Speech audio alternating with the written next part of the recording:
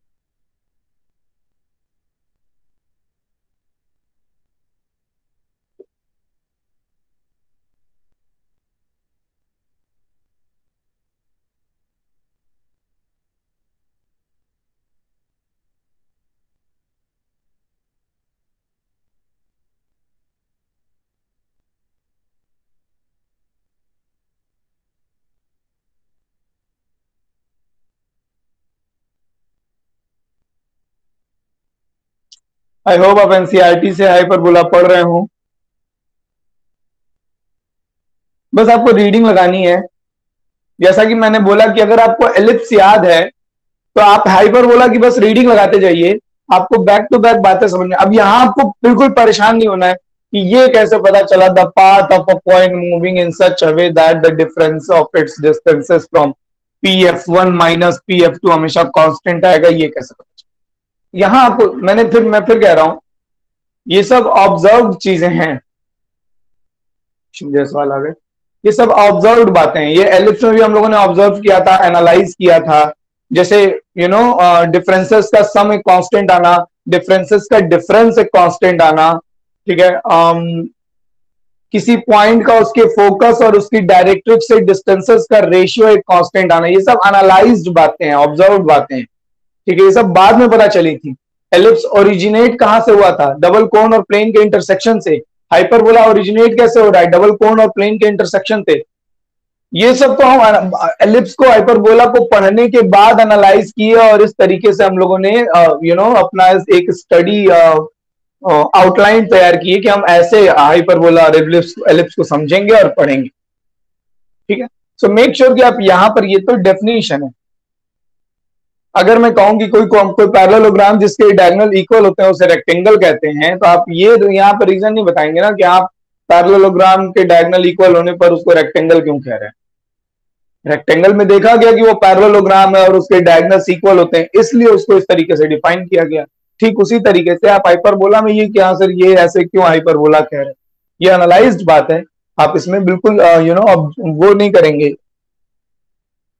हाँ, अगर ये भी जानना है कि ऐसा कैसे पता चला, तो ये थीसिस वाली बातें आगे पता चलेंगी आपको जैसे जैसे आप हायर स्टडीज में जाएंगे।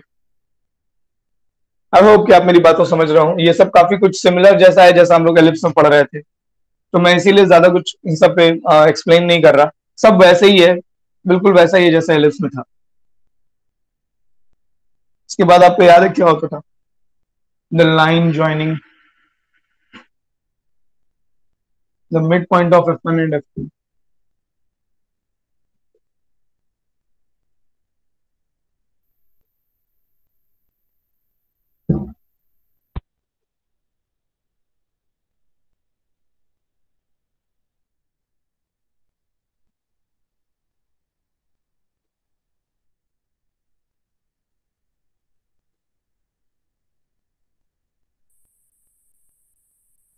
इसको सी से नोट कर देना।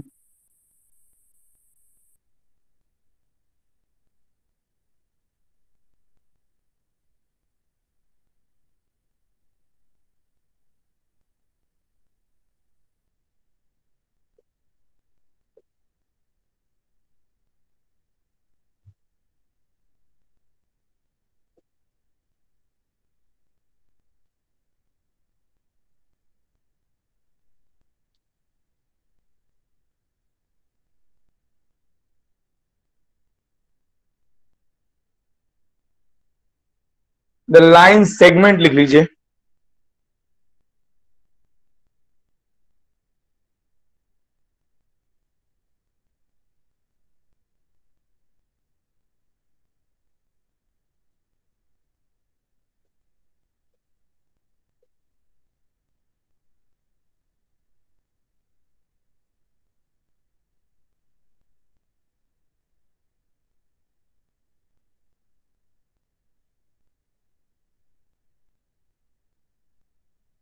ट्रांसवर्स एक्सिस कहते हैं हाइपरबोला की। F1 और F2 को ज्वाइन करने वाले लाइन सेगमेंट को ट्रांसवर्स एक्सिस कहते हैं। एलिप्स के केस में इसको क्या बुलाया जाता था? एलिप्स के केस में इसको क्या बुलाया जाता था बताओ?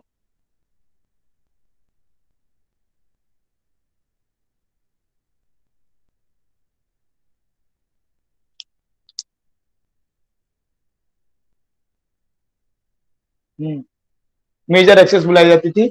यहां हम ट्रांसवर्स एक्सिस बुला रहे हैं। मेजर एक्सिस क्यों नहीं बोल रहे हैं ये आपको अभी अभी समझ में आ जाएगा, थोड़ी देर में जब हाइपरबोला पूरा कंप्लीट होगा ना तब समझ में आ जाएगा। तो इतना लिख लो फटाफट से। नोट्स भी हाथ हाथ बना लीजिएगा।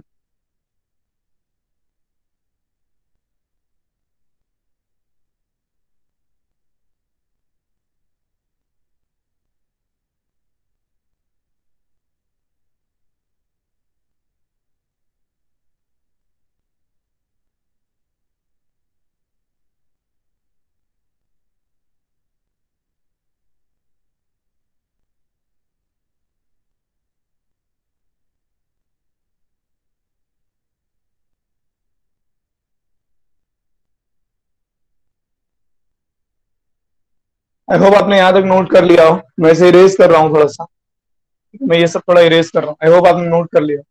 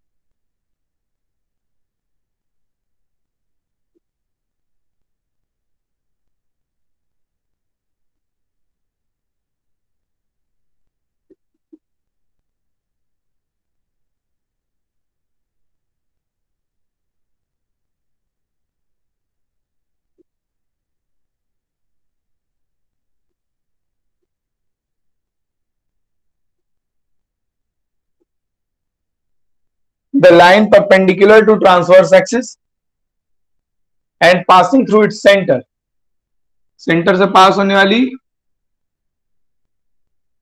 और ट्रांसवर्स एक्सिस के परपेंडिकुलर, इसे हम कहते हैं कॉन्जुगेट एक्सिस, इसे हम कहते हैं ट्रांसवर्स एक्सिस, इसे हम कहते हैं कॉन्जुगेट एक्सिस।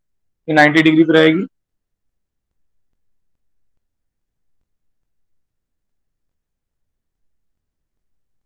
एलिप्स के केस में इसको माइनर एक्सिस कहते थे कुछ सॉर्ट ऑफ।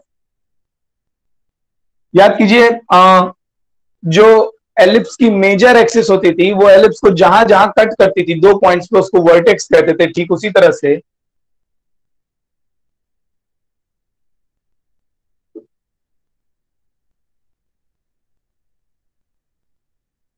आप समझिएगा बात को।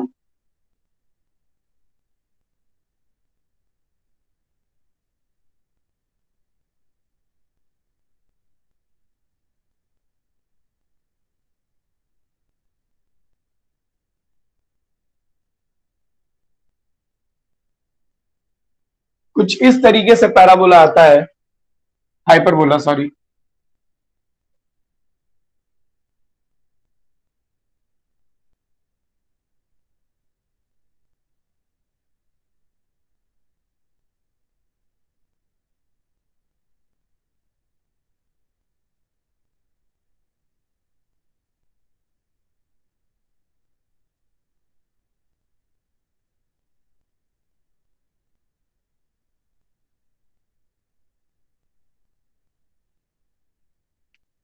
हाइपरबोला का जो ओपनिंग पोर्शन होता है ना, ये थोड़ा वाइड होता है पैराबोला से, इसीलिए देखिए दिखता ये पैराबोला जैसा है।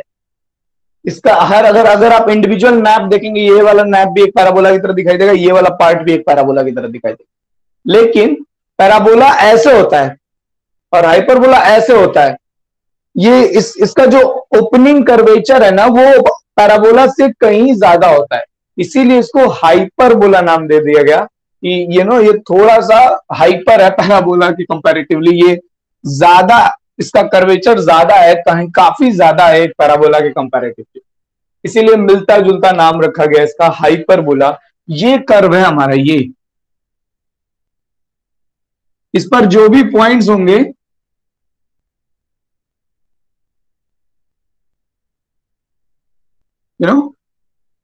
इनकी F1 और F2 से डिस्टेंसेस के डिस्टेंसेस से डिफरेंस वो हमेशा एक ही कांस्टेंट आएगा। इस पर जितने भी पॉइंट्स होंगे, चाहे इधर वाले पर चाहे इधर वाले पर,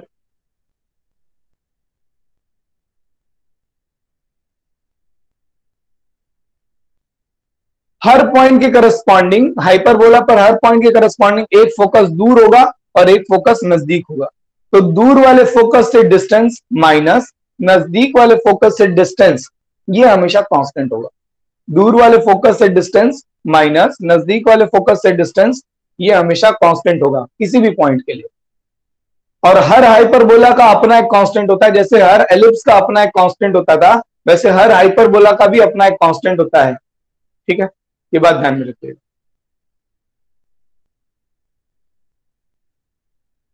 ये मेरा डायग्राम बना है। हाइपरबोला जो है जहां पर ट्रांसवर्स एक्सिस को जहां कट करता है उसको हम कहते हैं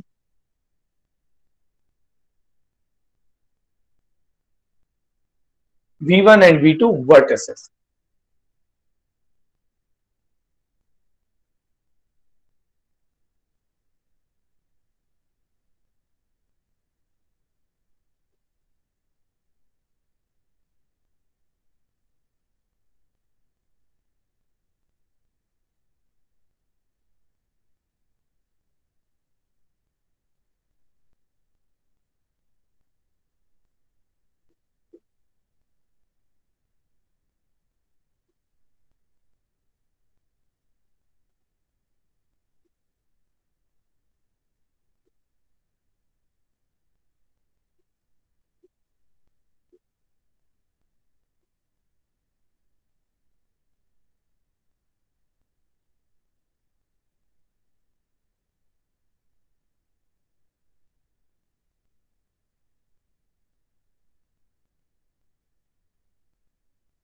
बाकी सारी टर्मिनोलॉजी बिल्कुल बिल्कुल वैसी रहेगी। फोकल कॉर्ड जो ट्रांसवर्स एक्सिस के परपेंडिकुलर हो, फोकल कॉर्ड जो ट्रांसवर्स एक्सिस के परपेंडिकुलर हो वो हमारी हो जाएगी लैटस रेक्टम। फोकल कॉर्ड जो ट्रांसवर्स एक्सिस के परपेंडिकुलर वो हो जाएगी हमारी लैटस रेक्टम। ठीक है, सेंटर हो ही गया, वर्टिसेस हो ही गए। हाँ, लेंथ ऑफ, अब हम लोगों को कुछ चीजें कैलकुलेट करनी पड़ेंगी। अब हमें लेंथ ऑफ मेजर एक्सिस, इनके कोऑर्डिनेट्स वगैरह ये सब निकालने पड़ेंगे। उसके लिए मुझे फिर थोड़ा सा स्पेस चाहिए। मेक श्योर कि यहाँ तक की बातों में कोई दिक्कत ना हो और आपने ये सब बातें नोट कर ली है। बता दीजिए मुझे तो जरा, ये सब नोट कर लिया हो।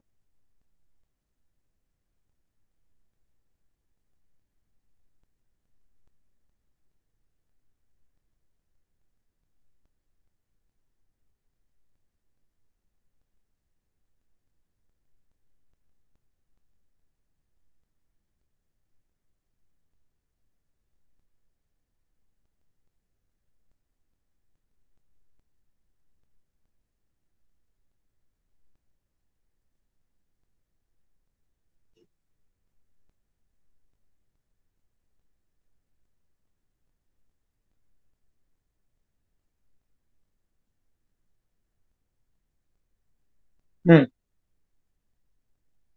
मुझे जिसके यहाँ नेटवर्क सही हो ना, मुझे जरा अपनी स्क्रीन शेयर करके, सॉरी, अपना अपना कैमरा ऑन करके जरा मुझे नोट्स दिखाइए एलिप्स। मुझे थोड़ा ऑर्डर देखना है कि मैंने एलिप्स में कैसे कैसे बताया था। कोई भी एक स्टूडेंट जिसने नोट्स बनाई हो तो डिक्टेट लास्ट पॉइंट। बोल, सुन लो। The points where hyperbola and its transverse axis meet, the points where hyperbola and its transverse axis meet are called vertices, are called vertices। हाँ भाई, कोई कोई स्टूडेंट अपना कैमरा ऑन करके मुझे एलिप्स की नोट्स दिखा दो यार। थोड़ा सा मुझे ऑर्डरिंग देखनी है कि मैंने कैसे कैसे किस ऑर्डर में पढ़ाया है, जल्दी से।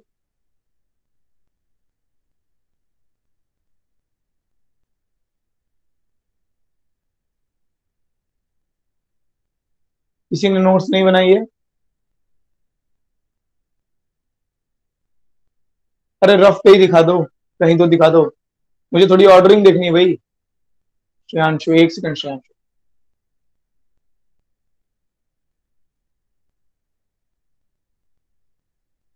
श्रेयांशु, आपका नेटवर्क नहीं सही है अभी। एक मिनट, एक मिनट, एक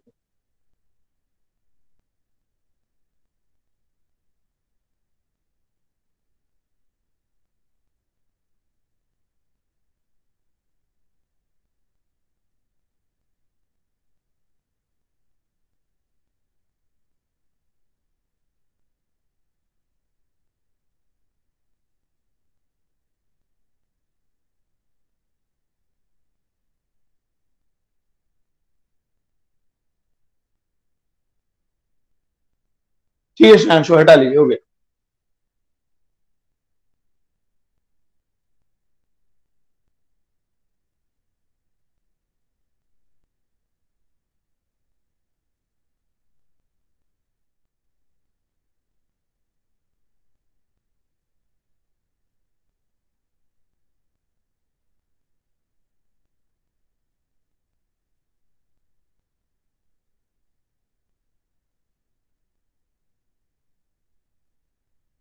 गिव मी अ मिनट।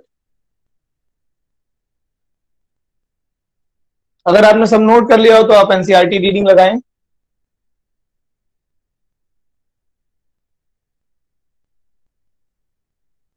ये रिलेशन तो बाद में लेना चाहते हैं, तो कोई भी बदतमीजी से पॉइंट को लेकर तो सॉल्व करे।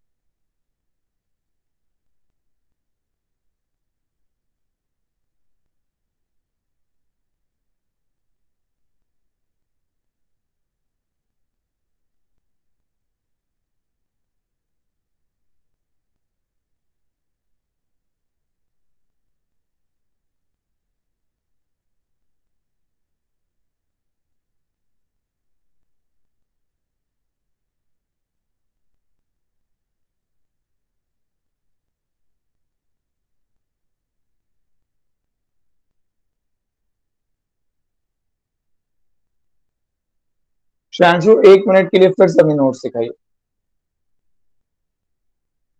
श्रांशु अपने नोट्स फिर से दिखाइए।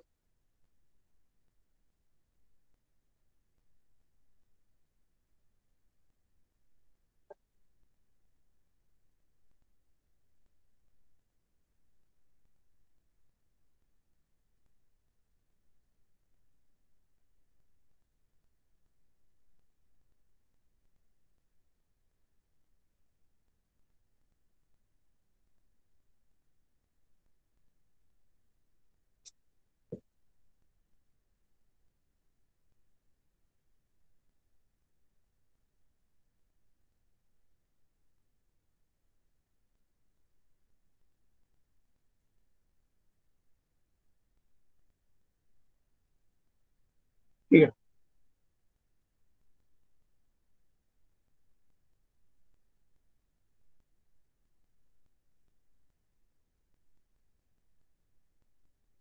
परफेक्शन।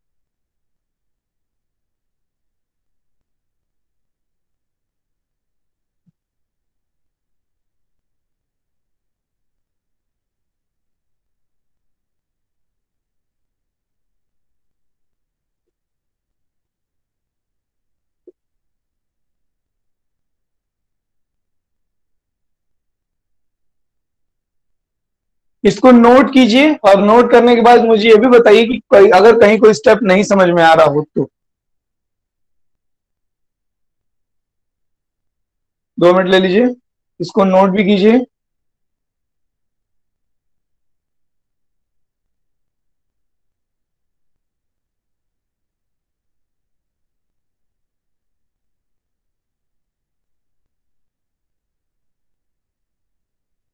ये लेट्स डू कौन है?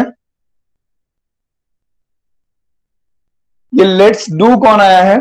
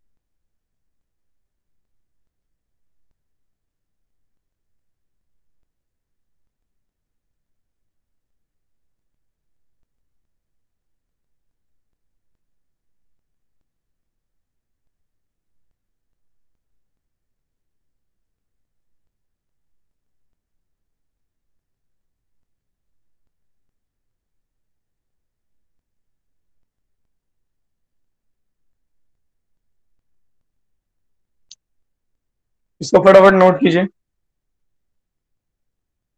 और मुझे बताएं।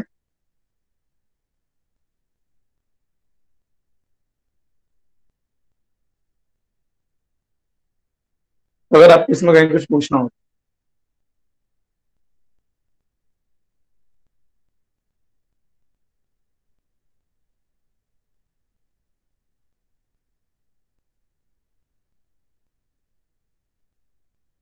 खूब अच्छे से देख लीजिए और जो बात भी ना समझ में आ रही हो पूछ लीजिए।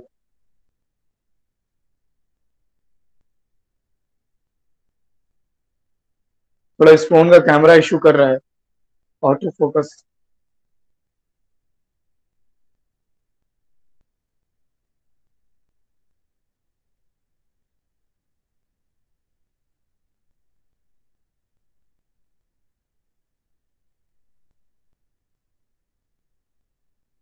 आप लोगों को ये समझ में आ रहा है ना कि सी एफ वन और सी एफ टू क्यों कैंसिल हुआ है?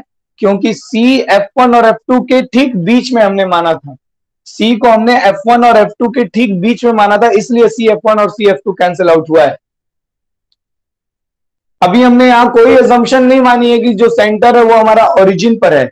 अभी मैंने यहां कोई कोऑर्डिनेट्स वगैरह नहीं माने, मैं एक जनरल डेफिनेशन के साथ काम कर रहा हूं।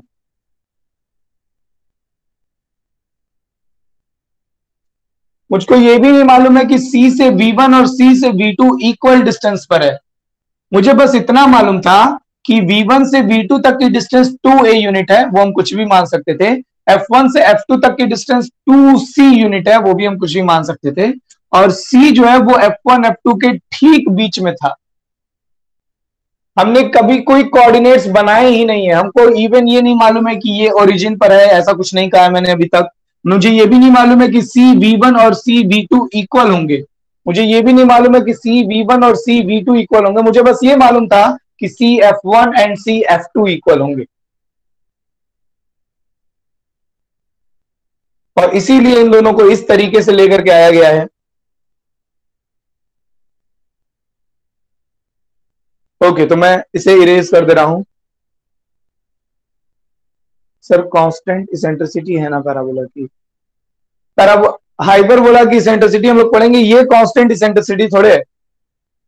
ये तो आप एलिप्स में भी याद कीजिए, जो दो किसी पॉइंट का, मूविंग पॉइंट का दोनों फोकाई से डिस्टेंसेस का सम एक कांस्टेंट होता था, और वो कांस्टेंट 2a यूनिट होता था, उसकी लेंथ ऑफ मेजर एक्सिस के बराबर होता था, याद कीजिए।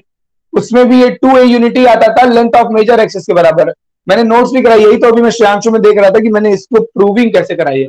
एक्चुअली एनसीईआरटी में इसकी प्रूविंग एक पॉइंट बी को लेकर के कराई गई है, मैं अभी कोई पॉइंट बी नहीं लेना चाहता था। ओके, तो मैं इसको इरेज कर देता हूं।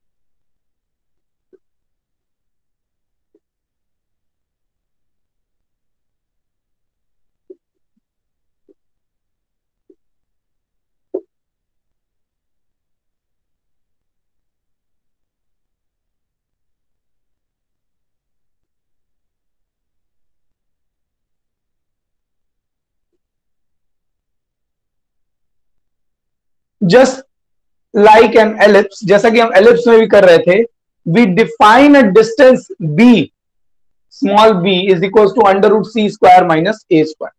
ऐसे एलिप्स में भी एक डिस्टेंस डिफाइन होती है, होप आपको ये सब याद है।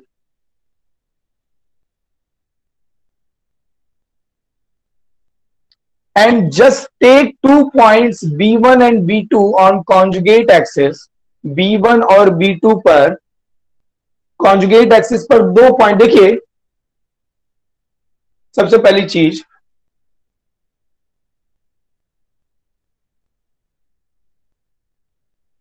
F1 से F2 तक की डिस्टेंस मैंने 2C ली है और V1 से V2 तक की डिस्टेंस 2A ली है। तो जाहिर सी बात है, बाय ज्योमेट्री हम ये देख सकते हैं, it is obvious that 2C will be greater then 2A।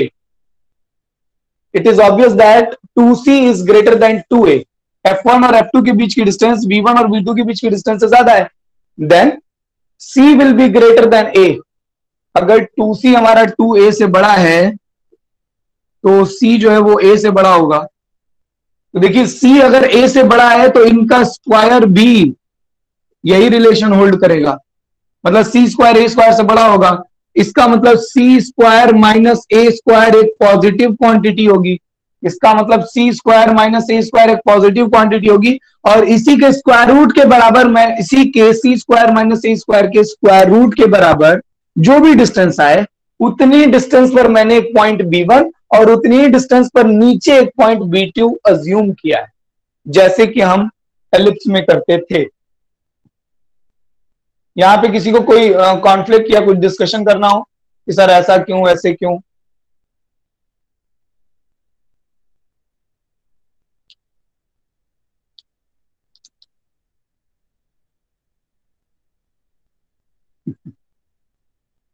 इतनी आसानी से मान लिया इस बात को, चलो अच्छा ठीक। एलिप्स में जो उसकी मेजर एक्सिस होती थी वो एक रियल एक्सिस होती थी, जिसको मैं एक्स एक्सिस हम लोग भी कहते थे, और जो उसकी माइनर एक्सिस थी, वर्टिकल एक्सिस थी, वो भी एक रियल एक्सिस होती थी, जिसको हम वाई एक्सिस कहते थे। लेकिन ये पैराबोला में ये एक्सिस तो रियल एक्सिस है, ये एक्सिस तो रियल एक्सिस है, मगर ये एक्सिस रियल नहीं है। वी डोंट नो कि ये तो हमने अज्यूम, ये तो हमने ड्रॉ कर रखी है अपनी तरफ से। ये तो हमने F1 और F2 के बीच में पॉइंट सी लेकर के परपेंडिकुलर ड्रॉ कर दी है। ये B1 और B2 का एक्चुअली हाइपरबोला से कोई लेना देना है नहीं। हम थ्योरी देखिए, ये सब ना, एक होता है ना कोर मटेरियल, दूसरा कुछ है, और उसको पढ़ना कैसे है, ठीक है, उसे पढ़ना कैसे, उसको उसकी जो ऑर्डरिंग की गई है कि हाँ ये स्टेप इस तरीके से हम डिफाइन करेंगे। इस बी को, ये जो बी हमने टर्म डिफाइन किया है, ये बिल्कुल हाइपरबोला को सही ढंग से एनालाइज करने के लिए, एलिप्स के साथ जोड़ करके एनालाइज करने के लिए कि भाई बाकी सारी चीजें सेम है, तो हाइपरबोला में भी वर्टिकल एक्सिस पर उसमें माइनर एक्सिस होता था, इसमें भी कुछ ऐसे पॉइंट्स मिलने चाहिए, उसी हिसाब से हम आगे बढ़ रहे हैं। और ये भी बात समझने वाली थी कि हमको ये बात ज्योमेट्री से मालूम है कि सी square minus A square positive होगा और उसका स्क्वायर रूट एग्जिस्ट करेगा, और उसी एग्जिस्टेड स्क्वायर रूट को हमने एक यूनिट को एक डिस्टेंस बी मान लिया है।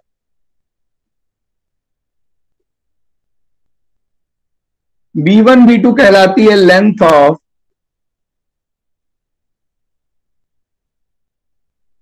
Conjugate axis which is equal to 2B unit, जैसे उसमें माइनर एक्सिस कहते थे।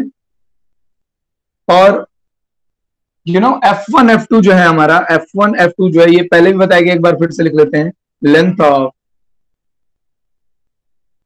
Transverse axis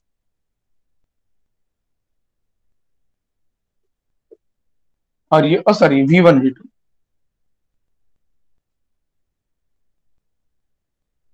length of transverse axis is equal to 2A।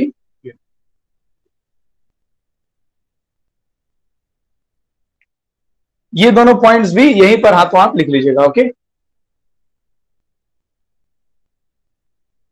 अभी तक सिर्फ टर्मिनोलॉजी है, अब हम डिराइव करेंगे स्टैंडर्ड इक्वेशन ऑफ हाइपरबोला। अब हम डिराइव करेंगे स्टैंडर्ड इक्वेशन ऑफ हाइपरबोला। जैसे हम लोगों ने एलिप्स की स्टैंडर्ड इक्वेशन डिराइव की थी, वैसे ही हम अब हाइपरबोला की स्टैंडर्ड इक्वेशन डिराइव करेंगे। लेकिन हाइपरबोला की स्टैंडर्ड इक्वेशन कल के लेक्चर में होगी।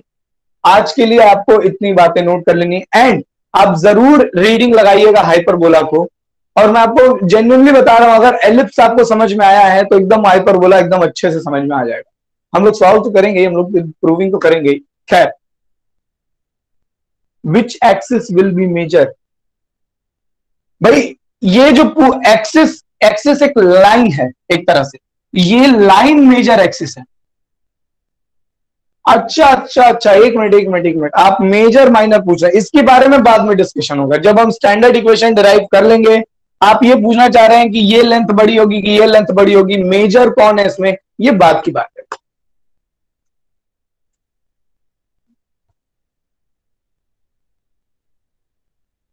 अब श्रेयांशु, श्रेयांशु आप अपनी एलिप्स की और हाइपरबोला की जो भी आपने नोट किया है, ठीक है, बिल्कुल एक ऑर्डर में मुझको अपनी इमेजेस सेंड कर दीजिएगा जरा। तो एकदम एक ऑर्डर में, थोड़ा सा मुझे ये देखना है कि मैंने एलिप्स किस किस ऑर्डर में पहले क्या क्या चीजें पढ़ाई हैं, उसी ऑर्डर में चलना जरूरी है वरना कंफ्यूजन होगा।